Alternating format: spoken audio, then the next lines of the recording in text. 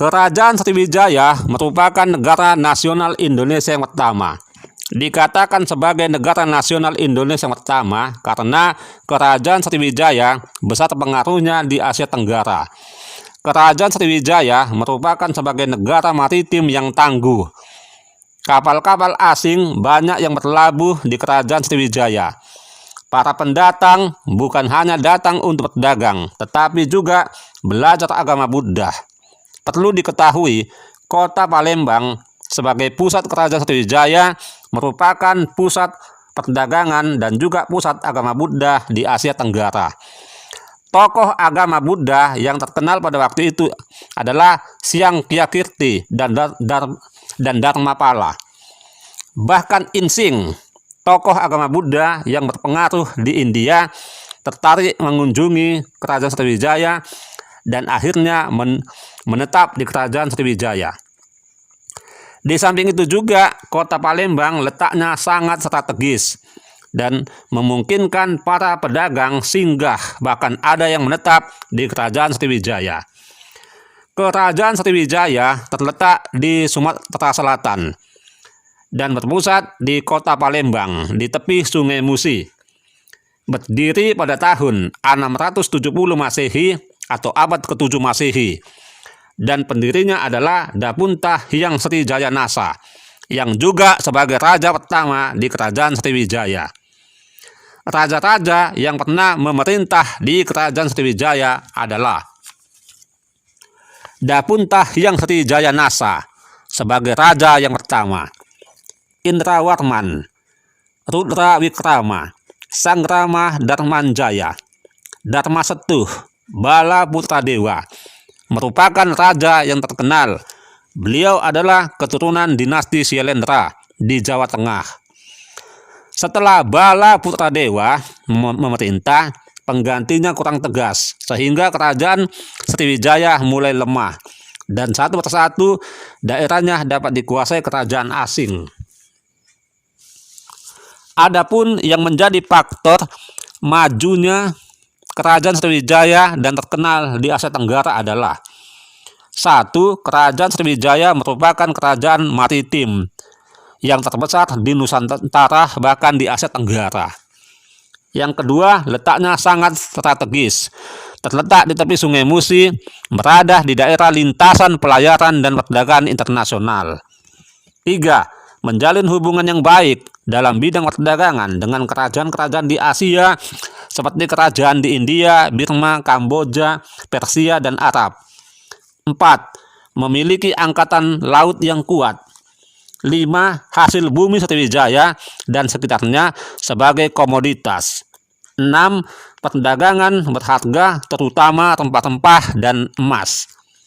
7. Keruntuhan kerajaan Funan di Vietnam yang sangat menguntungkan Kerajaan Sriwijaya. Adapun yang menjadi bukti Kerajaan Sriwijaya ada di Indonesia, yaitu adanya prasasti, yupa, dan juga candi. Prasasti yang bertuliskan huruf Palawa bahasa Sanskerta. Adapun prasasti-prasasti yang menjadi bukti Kerajaan Sriwijaya itu adalah prasasti kedudukan bukit, prasasti kota kapur, prasasti telaga batu, prasasti Karang Brahi, prasasti Palas Pasema, prasasti Tarang Tuo, prasasti Ligor, prasasti Leiden, dan sebagainya. Sedangkan candi peninggalan Kerajaan Sriwijaya diantaranya Candi Muaratakus terletak di Kabupaten Kampar, Riau.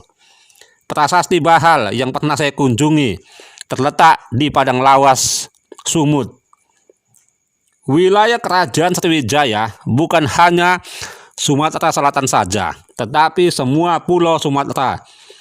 Bahkan ada yang sampai ke Malaya, Malaysia, dan juga Tumasik, Singapura, bahkan sampai di kawasan Asia Tenggara yang lainnya.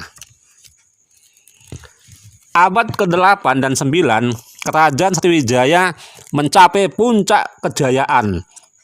Apalagi pernah diperintah oleh Bala Putradewa. Beliau adalah raja yang tegas, yang menjabat, yang pernah memerintah tahun 850 sampai tahun 865.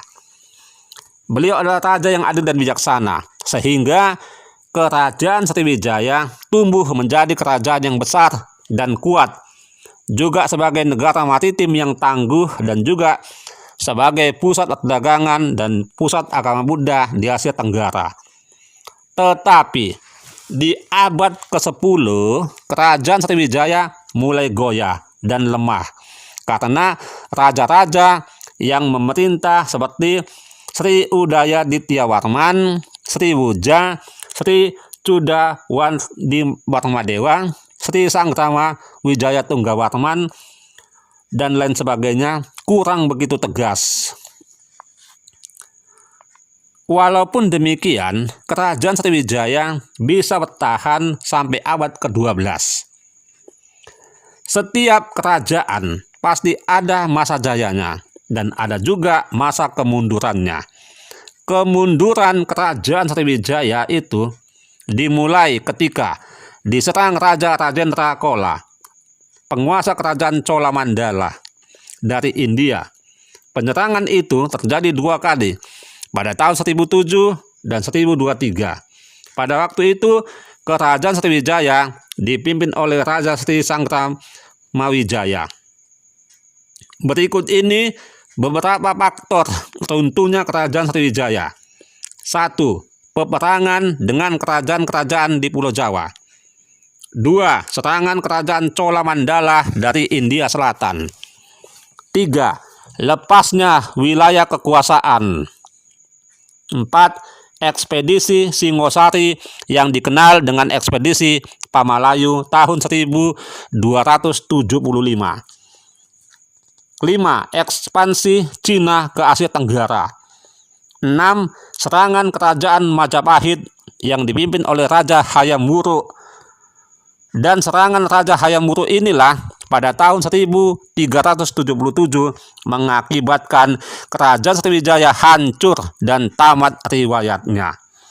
Kini, kerajaan Sriwijaya yang terkenal di Asia Tenggara pada abad ke-8 dan 9 tinggal kenangan.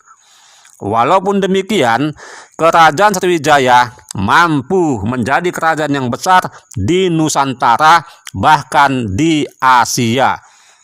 Menjadi pusat perdagangan dan juga pusat agama Buddha di Asia Tenggara, dan juga sebagai negara kerajaan maritim, dan besar pengaruhnya di Asia Tenggara dan juga di Asia.